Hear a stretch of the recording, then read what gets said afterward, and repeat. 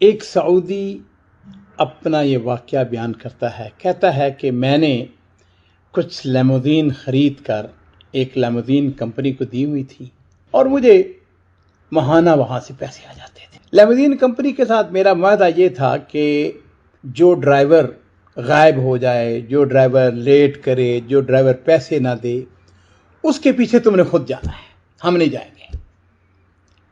لیکن باقی اگر کوئی خود لے کے آتا ہے ڈرائیور، جیسا کہ ڈرائیور کی روٹین ہے کہ وہ 100 ریال ہر روز وہ دیتے ہیں، شام میں 3000 ریال انہوں نے دینا ہوتا ہے کمپنی کو، اور باقی جو ہوتا ہے وہ ان کا اپنا ہوتا ہے۔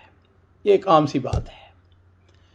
خیر، وہ کہتا ہے کہ انہوں نے چونکہ یہ ہمارے ساتھ معاہدہ کیا ہوا تھا کہ بھائی اگر کوئی شخص ڈائریکٹ ہمیں آ کے پیسے دیتا ہے تو وہ تو آپ کو مل جائیں گے۔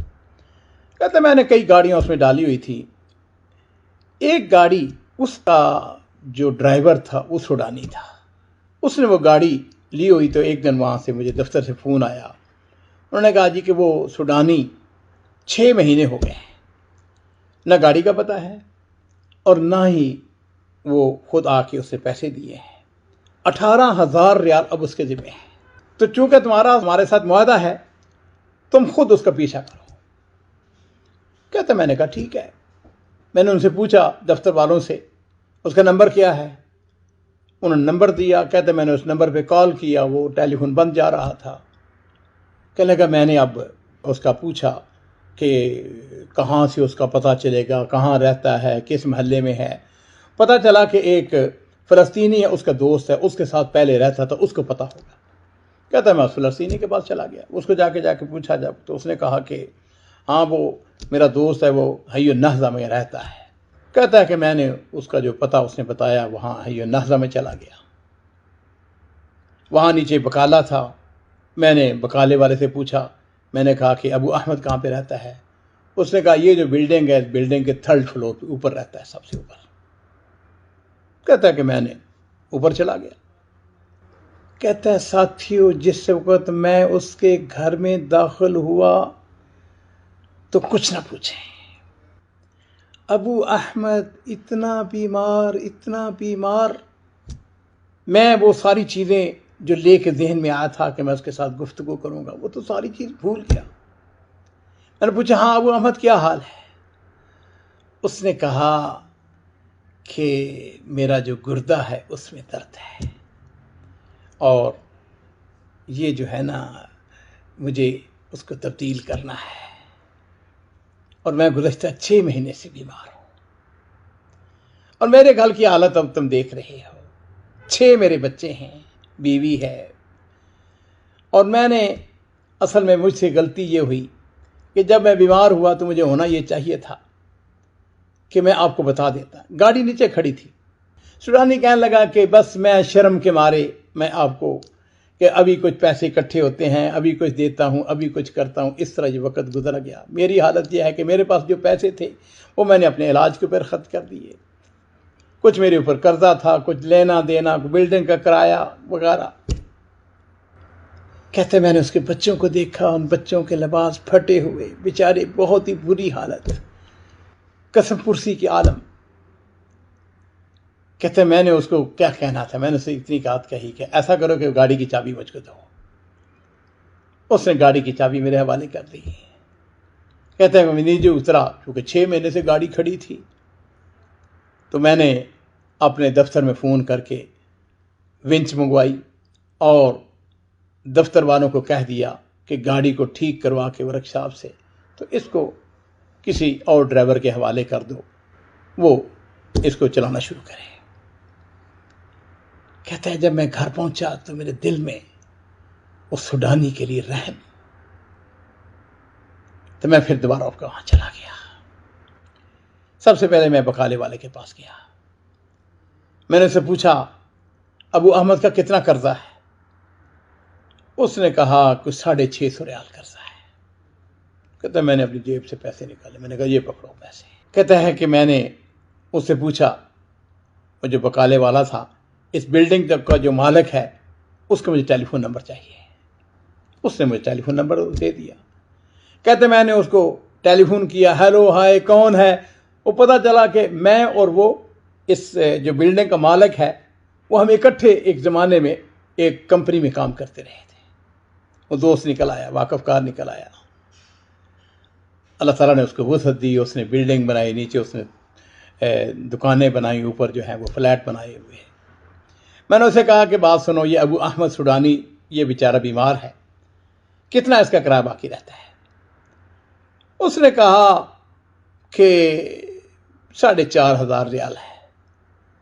میں نے کہا دیکھو بات سنو, اس کی ہم نے سب مدد کرنی ہے, تم ایسا کرو کہ مجھے اپنا اکاؤنٹ نمبر بھیجو, یہ 4,500 ریال تو میں ابھی بھجواتا ہوں تمہیں. کہتا ہے اس نے مجھے اپنا اکاؤنٹ نمبر بھجوا دیا اور میں نے اس کو 4,500 ریال جو تھا وہ وائر کے ذریعے بھجوا دیا اس کو.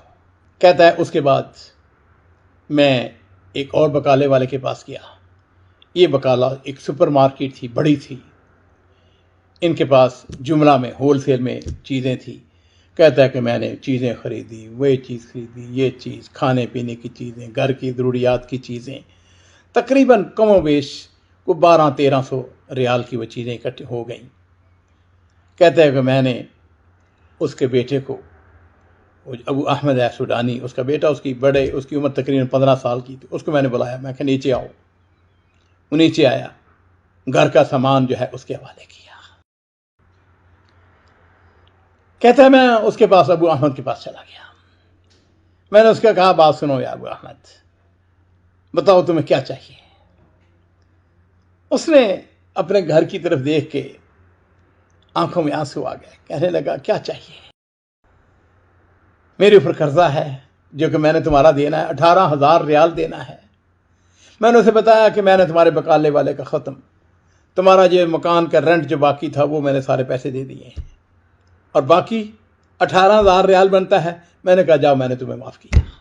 کہتا ہے جب میں نے یہ بات اس کو کہی تو ابو احمد خوشی سے رونے لگ گیا. اس نے کہا جا, اللہ تعالیٰ تیرے مال کے اندر, تیرے اولاد کے اندر برکت عطا فرمائے. جس طرح تو نے میرے ساتھ مہربانی کی ہے, جس طرح تو نے میرے ساتھ بھلا کیا, اللہ تیرے ساتھ بھلا کرے. کہتا ہے کہ میں نیچے اتر آیا, کمپنی والوں کو میں نے فون کیا, پچھلے حسابات سارے کلیئر ہیں, بھول جاؤ, اس میری گاڑی جو ہے اس کو کرائے پہ دے دو.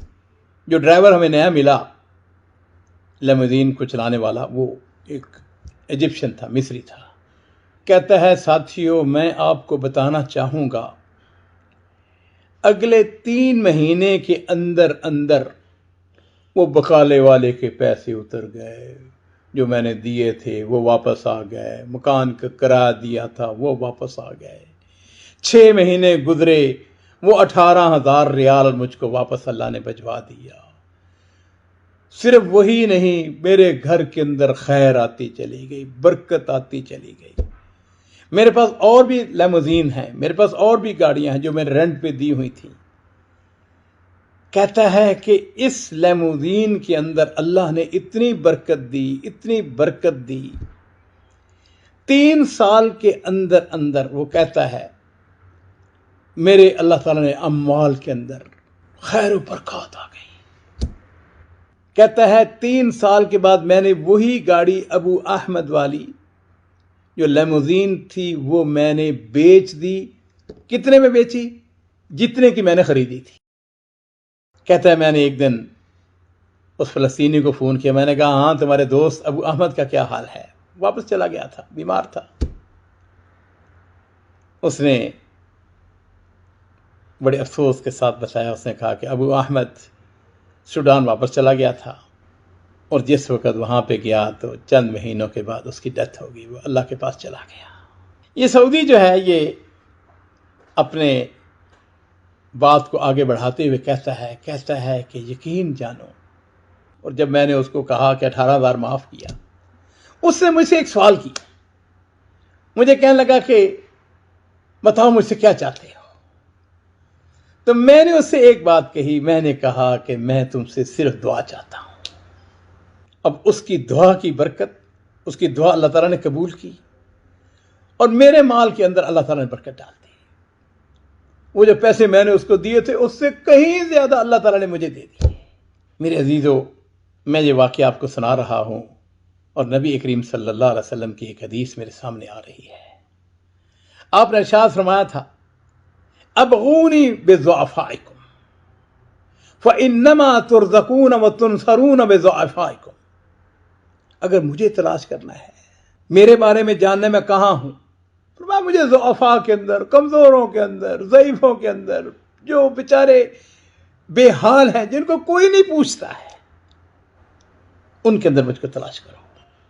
تمہیں جو رزق دیا جاتا ہے، تمہیں جو مدد کی جاتی ہے، بضعفائکم، وہ کمزور لوگ جو گھروں میں بیچارے بیٹھے ہوئے ہیں، جن کو بیوہ عورت ہے، آپ کو نہیں پتا، آپ نے اس کی مدد کی، آپ نے اس کی سپورٹ کی، آپ اس کے ساتھ کھڑے ہو گئے.